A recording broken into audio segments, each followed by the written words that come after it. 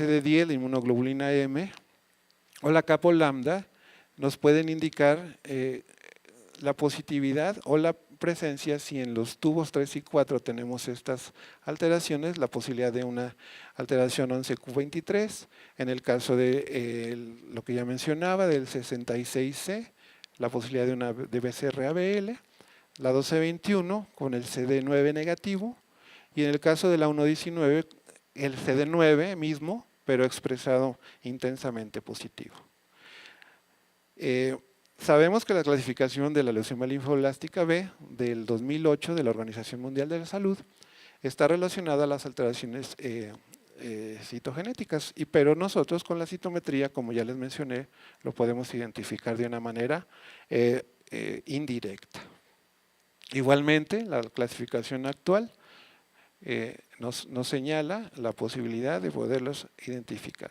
Este es un ejemplo donde tenemos 58 y 66C positivo, la población, un 9 positivo, ¿sí? Un 81 positivo, tenemos un 10 positivo y 123 positivo.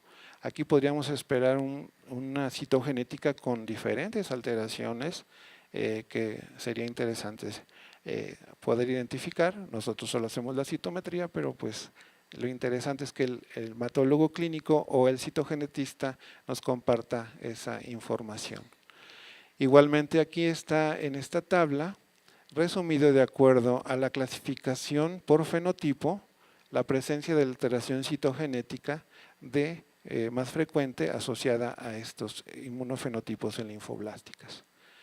Y bueno, este es lo que actualmente la clasificación de las leucemias linfoblásticas, y lo que importa aquí es que el inmunofenotipo nosotros lo podemos personalizar al poder decir, por ejemplo, una expresión heterogénea de un CD34, si el paciente tiene una etapa entre PREV1 y PREV2, si tiene también una heterogeneidad de respuesta en el CD20, también podemos definir si tiene una etapa intermedia entre estas dos etapas. En la leucemia linfocítica crónica y los síndromes linfoproliferativos crónicos B, permítanme dar este otro ejemplo, está definido ya con una tesis postdoctoral de la doctora Susana Barrera, que la hizo en la Universidad de Salamanca con el maestro doctor Orfao, quien es pues una autoridad en citometría de flujo en todo el mundo. Se identificaron perfectamente los inmunofenotipos de los diferentes síndromes linfoproliferativos crónicos B. Y lo tomó Euroflow para poder realizar un panel para identificar tanto la leucemia linfocítica crónica como el resto de los otros síndromes linfoproliferativos crónicos B. ¿Por qué? Porque el médico clínico ve una biometría hemática que tiene más de 5,000 linfocitos y la envía pensando como primera posibilidad de una leucemia linfocítica crónica. Si nosotros no usáramos este panel completo que nos dice es leucemia linfocítica crónica o nos dice no lo es, el médico va a decir bueno dime qué es.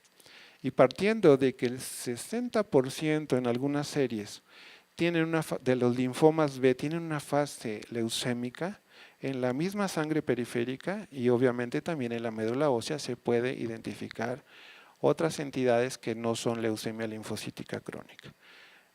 Este es el típico histograma que nos representa una población sugestiva de linfocitos que expresan heterogéneo el CD20 y positivo el CD19 y que son CD45 positivo brillante. El positivo brillante son las células maduras, el 45 positivo débil son las células blastos inmaduros. Y en el caso del trabajo de Euroflow desarrollaron 6 diferentes combinaciones, versiones, hasta que finalmente presentan la versión final en la revista Leuquimia en el 2012 y es la que hacemos los laboratorios que trabajamos los protocolos de Euroflow.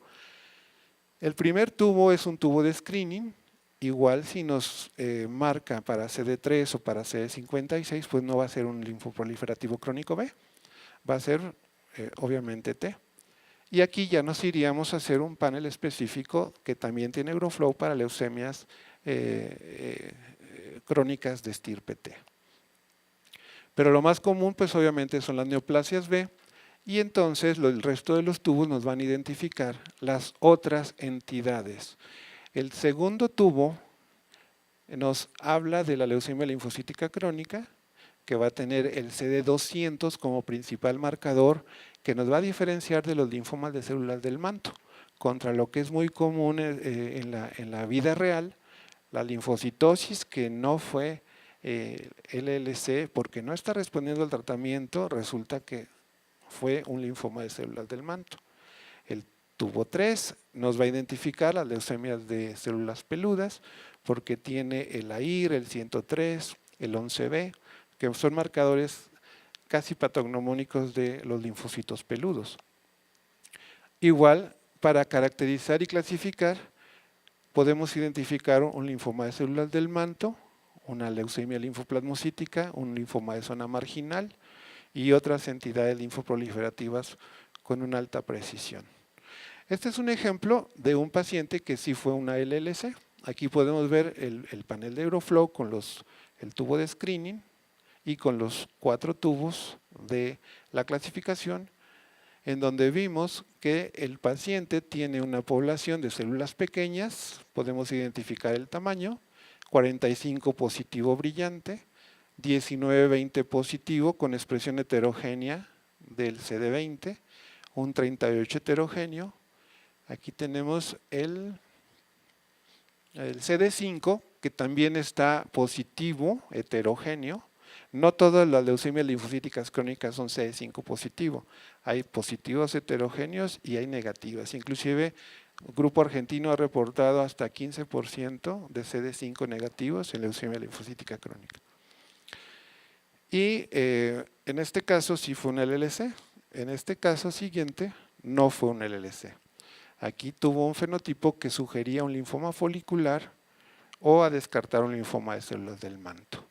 En mieloma múltiple, aquí pueden ustedes ver las células plasmáticas anormales en casi todas estas fotografías, pero podemos ver en cada una de las diferentes entidades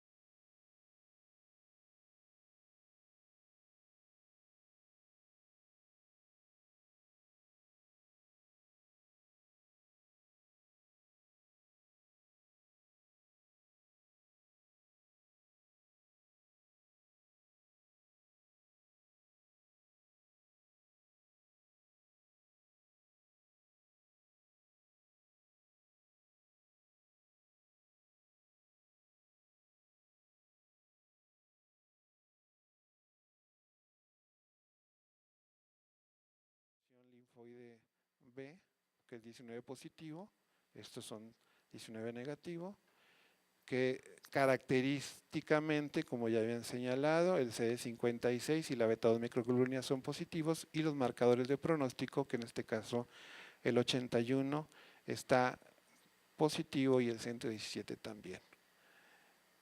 ¿Ya tengo todo el tiempo? Un minuto. Bueno, otra de las aplicaciones novedosas en la citometría de flujo, y digo novedosas porque la mayor parte de los clínicos, como todos los consensos lo establecen como un cocriterio de diagnóstico, no le han dado el nivel de criterio diagnóstico en mielodisplasia, pues entonces casi nadie solicita esto. Pero vean desde aquí de la expresión del CD45 con la dispersión lateral, como las poblaciones de una médula ósea normal, aquí están los linfocitos, aquí están los monocitos, aquí están los neutrófilos, los eosinófilos, los eritroblastos, y aquí están las células inmaduras, 45 positivo débil. Vean como una mielodisplasia todo esto se hace totalmente aberrante.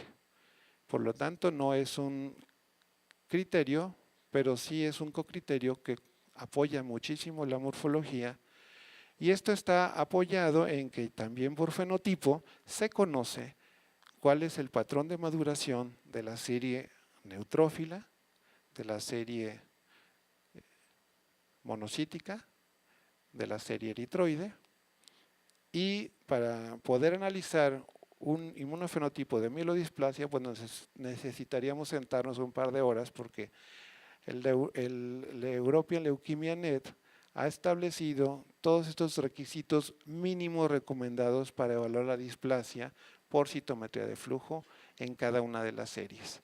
Por lo tanto, el trabajo de hacer un inmunofenotipo para síndrome mielodisplásico es muy arduo, pero proporciona muchísima información y de apoyo a los médicos. Este es un ejemplo en donde vemos que también cuantificando cada una de las etapas de la maduración, que en este caso sería diferenciación fenotípica, podemos ver bloqueos madurativos, ¿sí? Y también nos sirve mucho para poder identificar, bueno, la citometría de flujo, la enfermedad mínima residual. Creo que por cuestiones de tiempo, este tema de enfermedad mínima residual, lo único que quisiera señalarles es que la sensibilidad de la citometría de flujo para la enfermedad mínima residual se puede incrementar a unos valores iguales sensibles que la biología molecular, simplemente concentrando la muestra con un procesamiento especial que ya fue publicado en Blood y que lo usaron primero que todo para mieloma múltiple, porque en la actualidad la enfermedad mínima residual ya es un factor pronóstico independiente de la sobrevida global y de la sobrevida libre de progresión en todas las entidades hematológicas malignas prácticamente, en la leucemia linfoblástica aguda, en la leucemia mieloide aguda, en la leucemia linfocítica crónica y en el mieloma múltiple. Y entre más profunda sea la respuesta, entre más profunda sea